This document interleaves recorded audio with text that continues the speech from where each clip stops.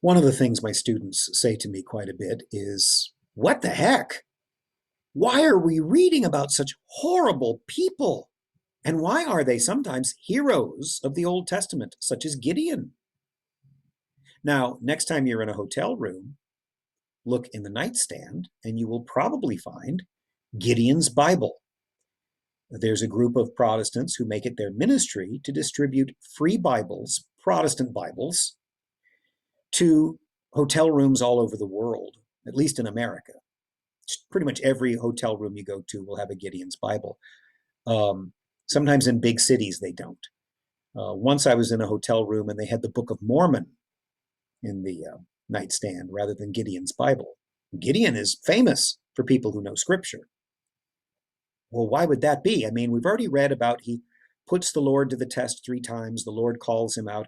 And I didn't talk about this yesterday, but the Lord keeps whittling down the number of men that Gideon is going to take with him to battle the Midianites.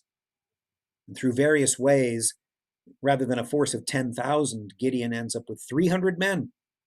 And they're victorious. And as they're chasing the kings of the Midianites and about to catch them, as they're coming through these towns of Succoth and Penuel, he asks the inhabitants, give some bread to my men, because we're really hungry, and all day long we've been chasing. We've almost got them. We've almost got the kings of our enemies, the Midianites, and the people of these towns say, you don't have them yet. You're not getting bread from us, which, if you think about it, is a pretty awful thing to do and to say. Whether it's worth being slaughtered is another question. So Gideon and his forces capture the 2 Midianite kings. Gideon tells a young soldier, kill him. And the young soldier is too afraid to do it. So Gideon kills them. And then when they come back through Penuel and Succoth, and they say, well, here's your reward for being so rude to us. And they slaughter all the men in the cities and knock down the towers and so forth. Well, that alone is shocking enough. And you've got to say to yourself, what was going on there? Well, on the one hand, if you look at it just from the point of view of the fact that Gideon was trusted in God, even though he didn't behave particularly morally, there's something to be said for that. But you also have to remember the context. Even now, we're probably in around somewhere between 1100 and 11, or maybe 1150 and 1190 BC. And this is already about 200 years or more after the time of Joshua. So the Israelites have been in the Promised Land for several centuries. They've been in the Promised Land about as long as the United States of America has existed as a nation. So that's a long time. They've forgotten God. They're worshiping idols. And then what does Gideon do?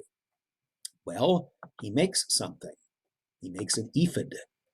Gideon made the gold, the earrings, part of the booty from the enemies, into an ephod, which he placed in Ophrah, his town. All Israel prostituted themselves by worshiping it there, and it became a snare to Gideon and his family. What is an ephod? An ephod was a kind of breastplate that only the priests would wear in the Jewish faith, and they would use the ephod to divinize. It was sort of a way of rolling dice or drawing straws to try to figure out the will of God. But only priests of the tribe of Levi were to wear the ephod. So what does this mean? It means that either Gideon had priests of his own, because Shiloh is where the Lord was being worshipped in these days before the temple was built in Jerusalem. So if Gideon, if he hires itinerant priests and makes this ephod for them, he's either not worshiping the God who led him to victory, or either he's worshiping an idol, or he's worshiping the God of Israel, but in a way that's not right. And then we're told that Israel goes prostituting themselves after this ephod, which implies that because it's beautiful and a snare to them, it's a trap for them, that they give themselves over to this, either this false idol or this tool for worshiping God in the wrong way or worshiping a false god. We're not exactly sure what this is, but we know that whatever it was, Gideon wasn't completely true to God. not only was he brutal, and not only was he vengeful, but he wasn't completely true to God. And his trophy that he made in his pride from his battle that the Lord led him to is something that becomes a snare for him and his family, and that becomes a kind of idol or false tool for the Israelites. There's that. And then we see Isaiah appear again in the book of Isaiah when Hezekiah seeks his counsel and his prophecy. And Isaiah says, just wait. Don't worry about the Assyrians who are at your doorstep. Just wait and see what God himself does. And we'll follow that story later. Meanwhile, we continue with the Psalms and Titus and the Gospels. My question for you guys today, students, is why do you suppose it's so easy for the people of God, the Israelites, and maybe for us, the people of God, the Christians, to so easily fall back into idol worship, in spite of the fact that God leads them out of Egypt and wins these battles for them? They don't remember it. We're even told that at the end of this little section of Gideon that they don't remember it. I'm just going to look, just to remind myself of what it says. Of course, that's the wrong one, so I got to go to this.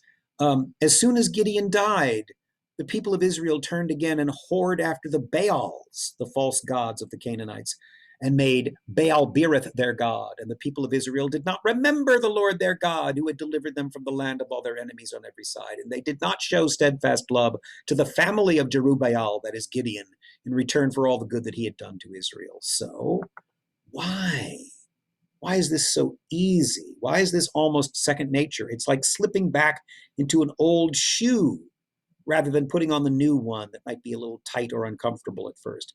Why is this the default position, not only of the Jews, but really of all humanity, this worship of false gods? See if you can, don't just guess at it.